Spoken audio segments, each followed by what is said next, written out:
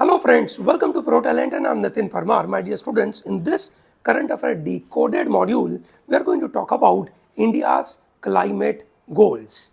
नरेंद्र मोदी जी ने G20 summit के पहले एक इंटरव्यू देने के टाइम पे कहा that the country is, मतलब there is a time has come where the country has to focus on people centric growth than GDP centric growth. ठीक है, तो उन्होंने क्या कहा उस पीपल सेंट्रिक ग्रोथ के बारे में, उस कंटेक्स्ट से ये बात आई कि किस तरीके से क्लाइमेट चेंज अगेन से के गोल में इंडिया क्या कर रहा है. ठीक है, बड़ा महत्वपूर्ण मुद्दा है दैट पूरे वर्ल्ड में कार्बन एमिशन में India is emitting less than 5% of the carbon, but still we can say we are going to achieve our climate change goals 9 years before the kind of determined targets. Now that is very crucial. Possibly G20 countries में से India could be possibly number 1. ठीक है दोस्तों, आपको ये पता होगा that United nation की तरफ से एक United nation framework convention on climate change which is UNFCCC, ठीक है, that is United Nation Framework, UNFC Climate, you can say, sorry, Convention on Climate Change. उसके तहत अलग अलग कंट्रीज को अलग अलग टारगेट लेने पड़े थे. ठीक है, now that is very crucial कि कंट्रीज वर्ल्ड को बताए that we are doing this much activity for we can say carbon emission reduction. जैसे अमेरिका ने कहा that we will become net zero by 2030. Yes or no? China said we will become net zero by 2060. India said we will become net zero by 2070. So जो COP26 UK Glasgow में हुआ था 2021 में, ठीक है, उसके बाद COP, that is COP means Conference of Parties, which is very important. Every year ये Conference of Parties मिलते हैं. ठीक है, so 2021 में ये लोग मिले थे UK ग्लासगो में. 2022 में COP27 took place, which is at Egypt, Sharm el Sheikh में, that is COP27. Now the COP28 is going to come up in Dubai, UAE में. ठीक है, पर 2021 में जब हम गए थे वहाँ पे, मोदी साहब भी गए थे यूके ग्लासगो में. ठीक है, वहाँ पे हमने नेशनली डिटरमाइंड कमिटमेंट NDCs दिए थे और उस NDC में हमने रिवाइज किया था और मोदी साहब ने कहा था ये 5 से अमृत है, द पंचामृत, 5 गोल हमने दिखाए थे. ये आपको पता होना चाहिए from the exam point of view. दोस्तों एग्जाम में ये सब इस तरीके के जो मुद्दे हैं थोड़े से डिटेल में आपसे पूछे जाते हैं, आपसे एक्सपेक्टेड है कि आपको ये पता हो.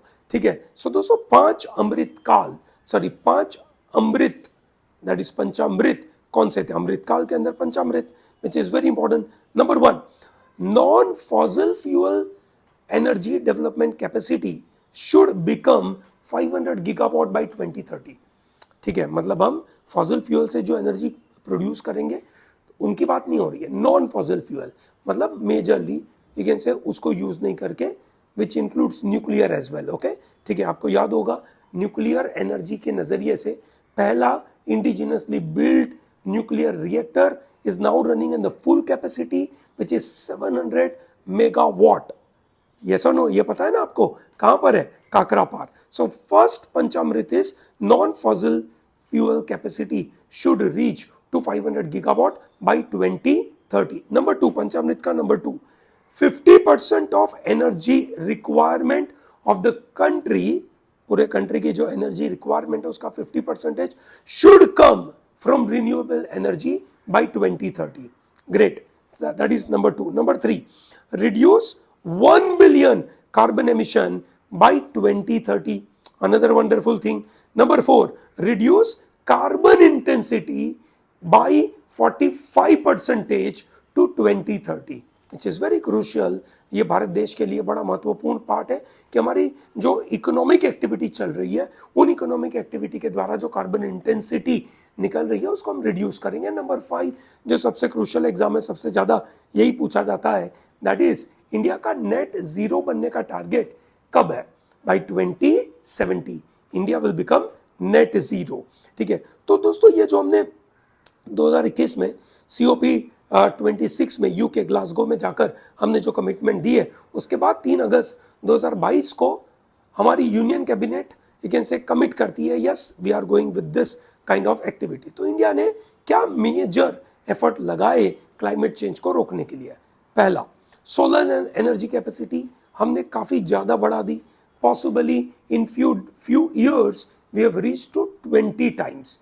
इससे बड़ा मुझे नहीं लगता कि वर्ल्ड में कोई और कंट्री ने काम किया होगा, ठीक है दोस्तों, this is very crucial. Number 2, हम we have become top 4 country in the world for wind energy. Wind energy में वी हैव बिकम टॉप 4, ठीक है। नंबर 3, इंटरनेशनल सोलर अलायंस जो यू कैन से इंडिया और फ्रांस ने मिलकर चालू किया था, जिसके अंदर बहुत सारे कंट्रीज मिल गए, ठीक है। इंटरनेशनल सोलर अलायंस इंडिया और फ्रांस का मिलाकर, ठीक है। अब आपको यह पता ही होगा कि उसका हेडक्वार्टर तो इंडिया के अंदर है, दैट इज गुरुग्राम के अंदर, that is Gurgaon, that is in Delhi के पास, ठीक है। पूरे वर्ल्ड में, सॉरी पूरे इंडिया में एकमात्र कोई वर्ल्ड इंस्टीट्यूट का हेडक्वार्टर हो which is ISA।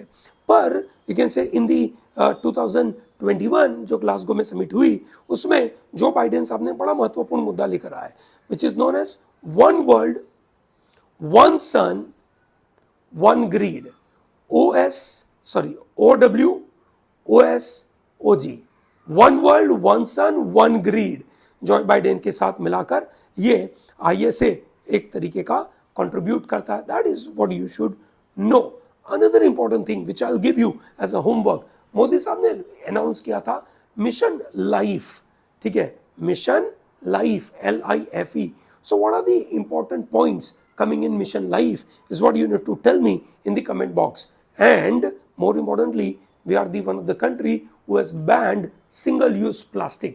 So India ने single use plastic ban किया हुआ है, ठीक है। So दोस्तों, आप जब ये इंडिया के क्लाइमेट चेंज गोल के बारे में समझते हैं तो आपको ये सब पैरामीटर समझ में आना चाहिए।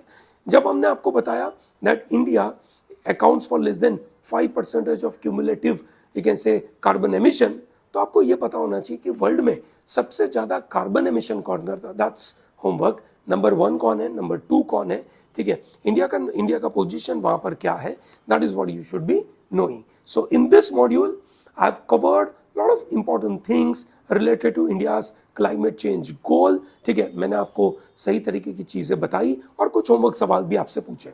कैसा लगा आपको ये मॉड्यूल? अगर आपको ये करंट अफेयर डिकोडेड मॉड्यूल पसंद आता है तो इस वीडियो को लाइक जरूर करें, चैनल को सब्सक्राइब करें and tell to large number of people to be part of pro talent. Till then continue watching this, continue learning new things, and all the best.